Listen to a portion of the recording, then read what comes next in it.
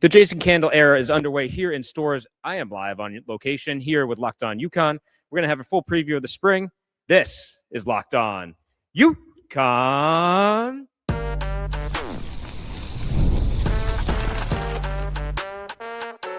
You are Locked On UConn, your daily podcast on the UConn Huskies, part of the Locked On Podcast Network, your team every day.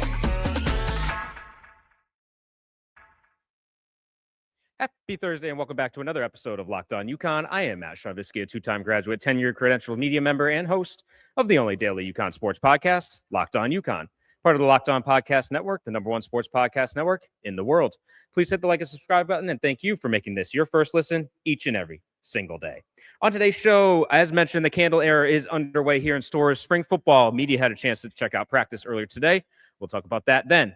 Aman Kidwai of Storrs Central will be joining to help further preview this spring and what you guys can expect from UConn football. And finally, several players and Coach Candle are available post-practice. We'll have some of those highlights, some of those interviews for you. This is going to be a series that we do throughout the spring. I'm bringing a lot of the new players to you guys via interviews throughout the spring, culminating with the spring football game, April 11th at Rentschler Field.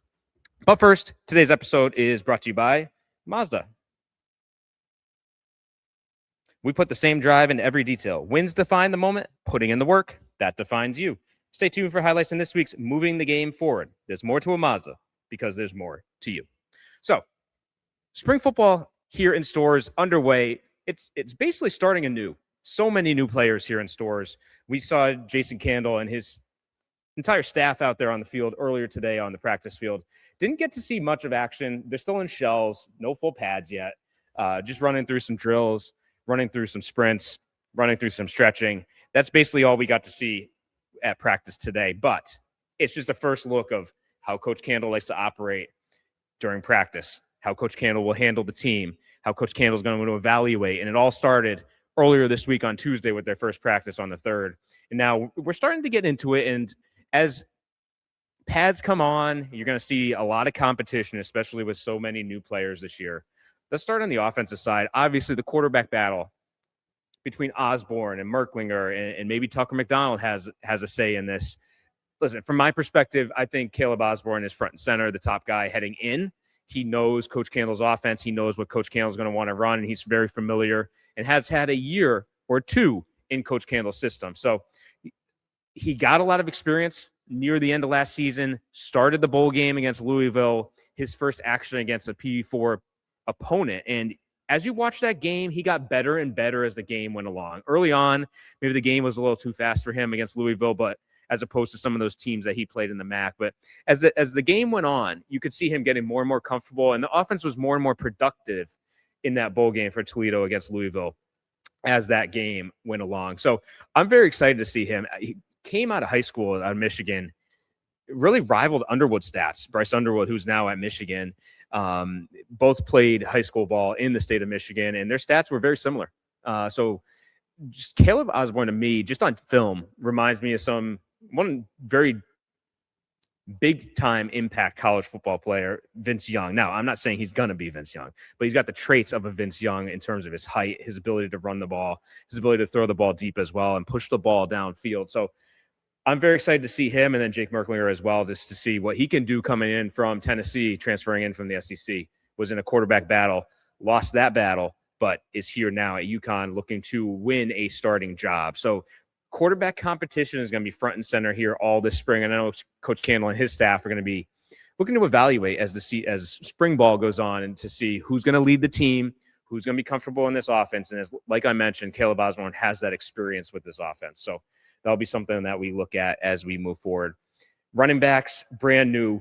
Obviously, the production that UConn has gotten from that position over the years under head coach Jim Mora and now under head coach Jason Candle remains to be seen what they have here. I need to get a feel for and see practice and see some live game action or practice action, 11 on 11, where with pads on, to see how these guys are going to react, how they hit the hole, how they can read defenses, and how they can really handle actually their time here at UConn. So that remains to be seen. Offensive line, again, can you see a semblance of who they're running together with drills? Yes, but it's still very early on in here in the spring. So many new guys, so many players that are going to be rotating through. We're going to talk to one of them here at post-practice, Ty Chan, the transfer from Notre Dame that came in last season.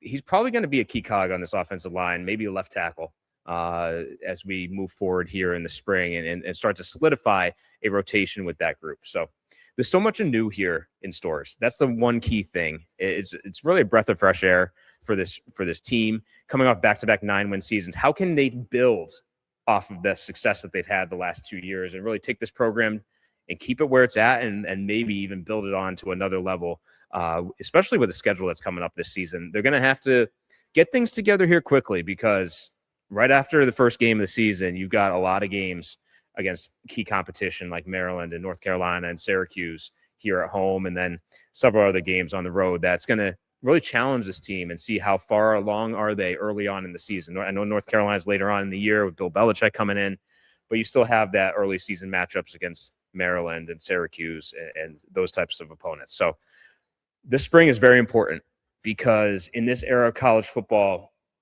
you don't have 3 years to build a program. In this era of college football, you need to make an immediate impact. And the way this UConn football program has been over the years, historically we've had new coaches come in, it's been a reset and a rebuild. And that's not what's happening here in terms of where this program was performance-wise with back-to-back 9-win seasons, back-to-back bowl games, 3 bowl games in 4 years. This is more a trying to continue what's been happening here in Storrs rather than rebuilding something from scratch. Now, with the NIL and the transfers, it is kind of a brand new roster, though, top to bottom, with 70-plus new players coming in via transfer portal and true freshmen. So how this team reacts and how this program responds heading in and how they can quickly get things here together, I think bringing in key pieces from Toledo was a key thing here because those top players across various positions, and I think Coach Campbell talked about this at one of his press conferences earlier after he was hired. He wanted to bring in key pieces at key positions that can be leaders at those positions because they're familiar with how he and his staff like to run things at Toledo.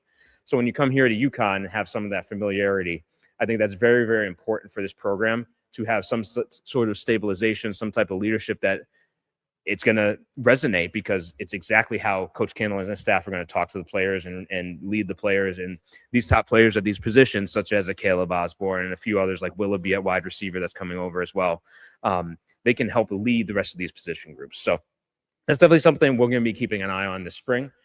And on the defensive side, let's see how it looks. Ryan Manilak coming over from University of Pittsburgh, learning under head coach Pat Narduzzi, who, lo and behold, was at one time a candidate here for the head coaching job. Now UConn gets a piece of that Pat Narduzzi defense coming over with defensive coordinator Ryan Manilak. Listen, he's going to want to be aggressive defensively. You're not going to be seeing this 3-3-5 offense. He's very well known for linebackers, and I think in this day and age of college football, you need very strong linebackers that can, yes, make tackles in the hole, but also play sideline to sideline. And that's going to be a key position group for this team as we head forward. And we're going to be talking to one of those linebackers, Kevon Sherman, after practice today. He's going to be a key piece that I know this defense is going to lean on heavily, especially here early on. Haven't seen him really hit the field yet. Only see some stretches and some drills, but very excited to see what he can bring to the table. I know he's going to be a key piece of this defense as we go forward. So that's just a little bit of a preview here on site here from Locked On UConn as we kick off spring football. And on the other side, we'll be talking to Aman Kidwai of Storrs Central.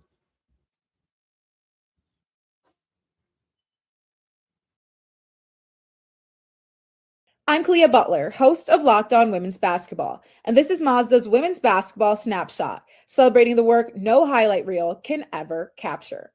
Number 1 ranked UConn dominated St. John's 85-49 on Sunday at Madison Square Garden, extending its winning streak to 47 games. The Huskies capped a perfect 31-0 regular season, including 20-0 in the Big East. UConn is winning by nearly 38 points per game, the third largest average margin in Division I history. Since 1999 to 2000, UConn has 9 undefeated regular seasons, as many as all other programs combined, and has turned 6 of those into national championships. These moments are earned off the clock, those long before the lights ever come on. The sweat, the fakes, the doubt, the scrapes, and coming back for more every time. Mazda puts that same drive into every detail. Wins define the moment, putting in the work, that defines you. There's more to a Mazda because there's more to you. Back in on Locked On UConn, and as a reminder, you can get Locked On UConn ad-free with the Everydayer Club, plus members-only Discord access. Join at lockedonucon.supercast.com. Again, that's lockedonucon.supercast.com. All right, back in on Locked On UConn, and I'm joined here by Aman Kidwai, Aman Kidwai of Storrs Central, and we're here as this is the first open practice of spring football. Aman, football season. Yeah, I know. Hey, a lot of basketball going on, but great to check in with the football team as well. Yeah, and this is a new era under head coach Jason Candle. What's your impression of him, just being around, having a chance to talk to a lot of the coaches heading into the spring practice sessions? Just what's your overall perspective of the team right now? Yeah, I mean, Candle comes in obviously with a lot of success from his time at Toledo and comes into an interesting situation at UConn, right? There's momentum from 2 solid seasons. Obviously, people want to keep that going inside of UConn. And so far, obviously, Candle had a big task ahead of him, filling his staff, filling out the roster, right? He had to bring in over 70 new players. That's unusual, even for a new coach in this very weird era that we're living in, where everything's changing. But when you look at the players, you look at their background, looks like a lot of talent's been brought in, and really good coaches have been brought in as well. At this point, March, talking about the football team with a new coach and a new regime, that's the most you can ask for. So it feels like pretty solid momentum brewing for the Huskies under a new regime. Yeah, and this is a little different situation than UConn's faced in the past with a new coaching staff. Usually it's been off of some terrible years, 2-10, 1-11, no bowl games in a decade, and now all of a sudden it's 3 bowl games in 4 years, back-to-back 9-win seasons. So it's not really a rebuild, so to speak, although in this new era of college football, anytime you switch coaching staffs, you already mentioned it, 70-plus new players, you are kind of a little bit building from scratch, but also trying to keep some of the momentum this program's had. Mm-hmm. Yeah, I mean, I think what they have going for them right now is they brought in like 20-plus players from Toledo, right? So lots of familiarity with Candle and the staff. I think that's going to be crucial for that, preventing it from feeling like a rebuild situation.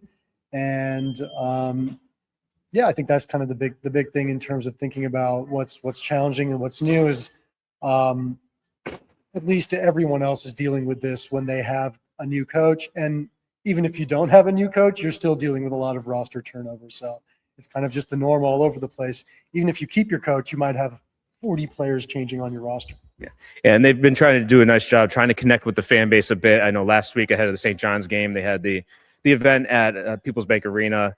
Chance for Coach Candle, his coordinators, to connect with the fans a bit, give them a little behind-the-scenes preview in terms of what to expect here with spring football. I know you got a chance to sit down with a few of the coaches, Candle, and the coordinators as well. Just your overall perspective. Let's start with Campanelli on the offensive side. I still think Coach Candle is probably going to be calling the plays here, but Campanelli coming in, obviously great recruiter, great ties to New Jersey, experienced at the Syracuse and Rutgers programs as well. Just your overall impression of him, first and foremost.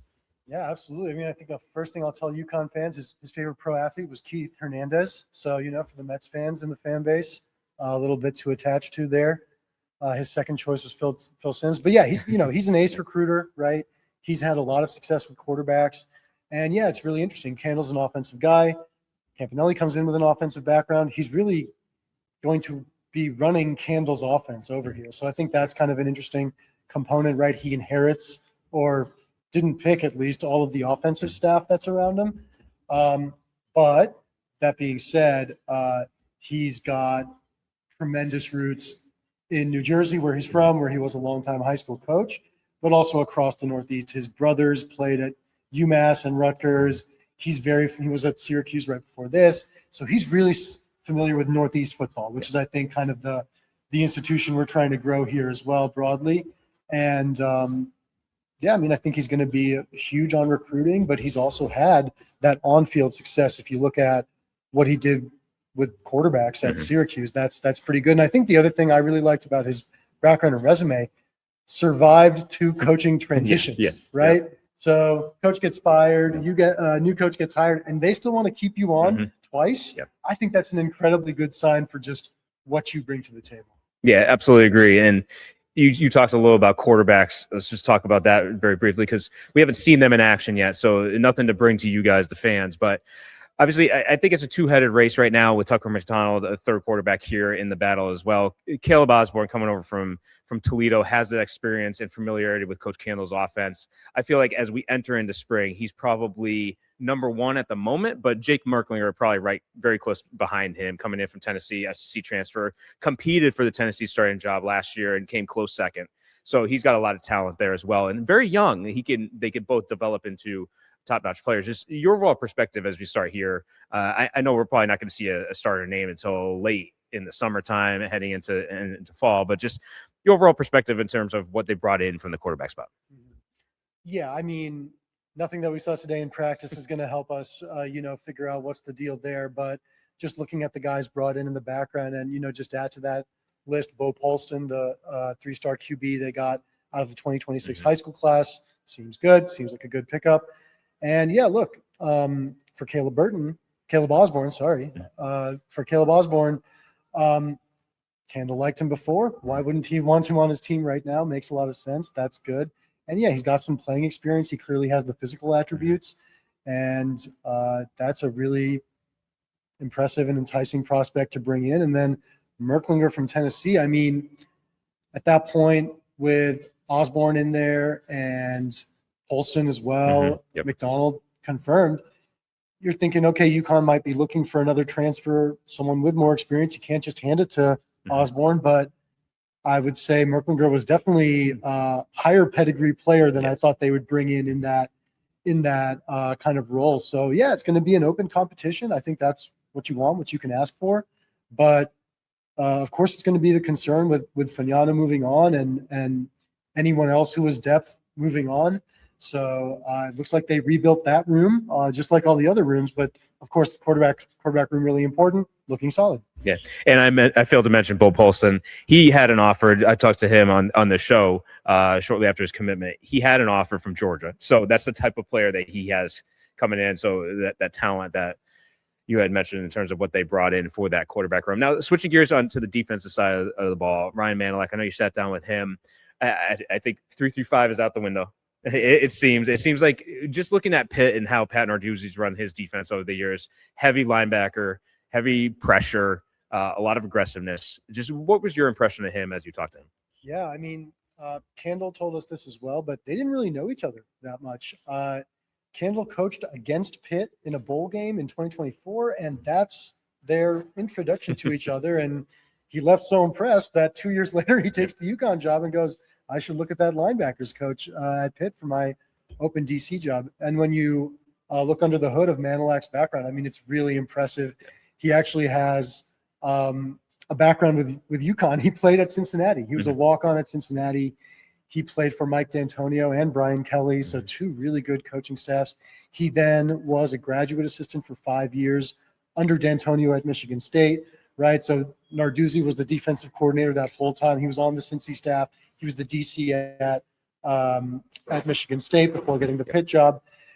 Yeah, it's going to be, you can look at that Narduzzi defense. I mean, that's been the cornerstone of that Pitt football team, really. And Manilak also has defensive coordinator experience from previous stops, including Bucknell most recently, which is a solid FCS place to be. So I think it's a really great background. Someone who was really successful in 6 years, five years as the linebackers coach at Pitt, had a number of all-conference selections. There's a guy, Kyle Lewis, in the draft right now, but he's had a number of draft picks at linebacker.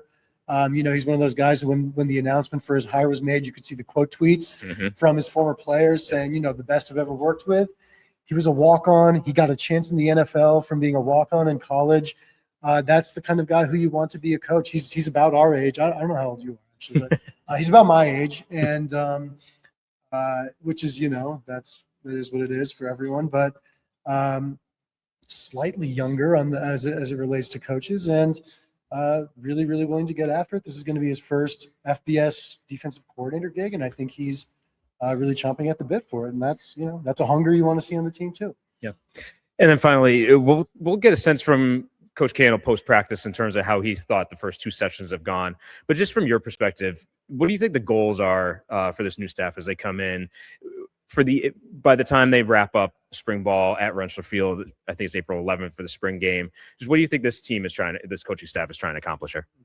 Yeah, it's figure out what they have, right? I mean, again, think about any other football team. You know so much more about any of the guys on the roster, right? Even if it's this guy's slotted to be a backup linebacker and a special teams, standout or stalwart, whatever.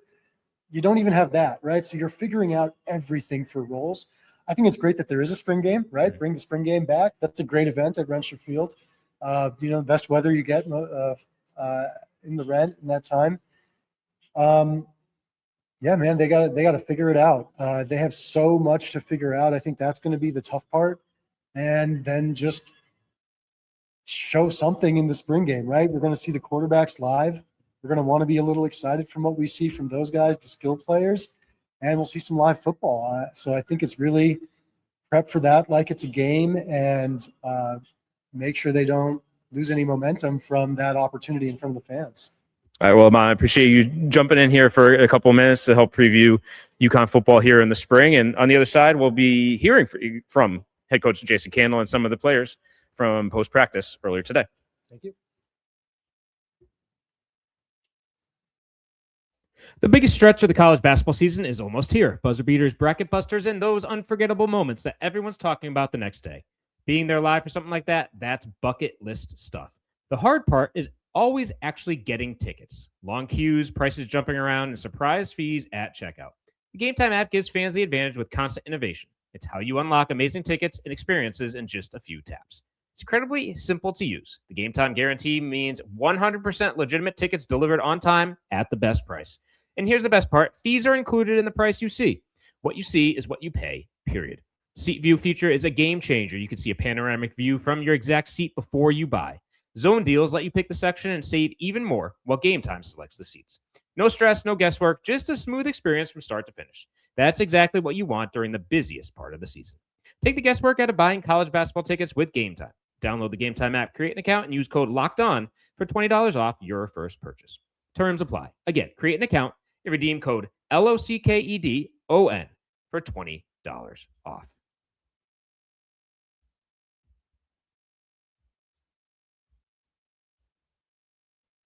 Today's episode is also brought to you by 5 Hour Energy.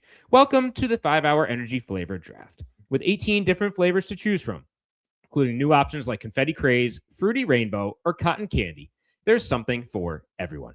The board is set, the flavors are ready, and I've got my number one pick for the 5 Hour Energy Flavor Draft. How about Tropical Burst? It's tasty caffeine with island vibes, a delicious combination of pineapple and apricot flavors.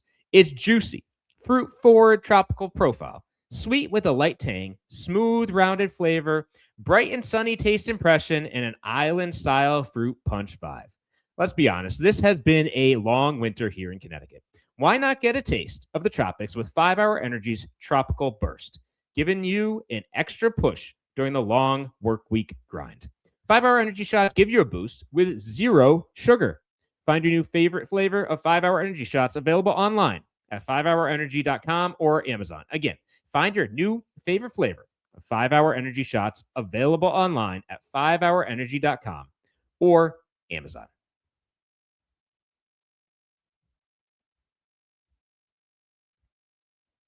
Back in on Locked On UConn on this spring football preview edition, and we were up at practice again earlier today.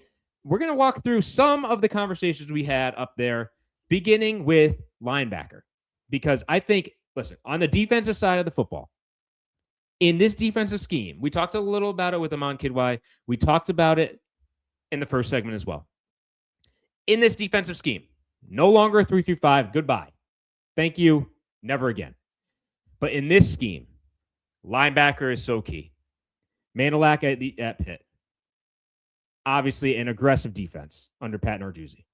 He's bringing that same type of scheme. He's bringing that same type of feel for a defense, aggressiveness, and you need good linebackers. And I think we've got one here, Kavod Sherman, who we talked to after practice today.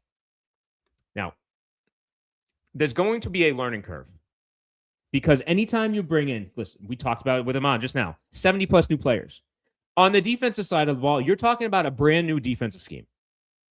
A lot of new players coming in and trying to learn a defense. And in this day and age of NAL, where so many new guys are coming in and out, you never know what a defense is going to really be year to year to year to year, especially if you're replacing a lot of players. Look at what UConn did a season ago under Matt Brock. They took, in a lot of people's minds, a step back. From a point standpoint and a yard standpoint, they gave up a lot more than they did 2 years ago. Why? Because so many new players learning the scheme. So you're kind of facing a situation right now where this spring is so utterly important because you need a group of 11 to get comfortable, ingrained in this defense, what their job is inside the defensive scheme. And not only that, build that camaraderie between their teammates. Because on defense, it's so important that you know how, if you're a middle linebacker, how both guys, if you're in a 4-3 scheme, how both guys next to you are going to be reacting to what an offense does, what your tendencies are as a player. You need to learn how to play together with other teams from a communication standpoint, from a reaction standpoint. Know their tendencies, how quickly they are off the ball, where they're going to be. So you know in the back of your mind, it's second nature that, oh, he's going to be there and I can trust that. And I don't need to go try to backfill him because I know he's going to be there and I can just take care of my business. You know that saying, do your job. Bill Belichick made it and the Patriots made it famous. It's so imperative in the defense because if one guy out of 11 is out of position, then things can go haywire. All it takes is one to not be doing their assignment. So we talked a little about that today with Von Sherman post-game or post-practice, and here's a clip of that. A new defense. Is football just football, or do you need to really study what your role is in a new defensive scheme like you have under Coach Manilak? Honestly, so when I first got to Toledo, I kind of struggled with the playbook and stuff, and that was really because I didn't know the basics. I didn't know a pass strength, I didn't know the run strength, I didn't know those things. But once you kind of figure out the base, okay, you know how to set the front, okay, this is the strong side, this is the weak side. Everything else kind of falls into play. But different people teach different things. So it's kind of more of the terminology. The terminology is a little different from the old school, but we can learn from that. That's like you said, football is kind of football from that standpoint. And so many new guys coming together.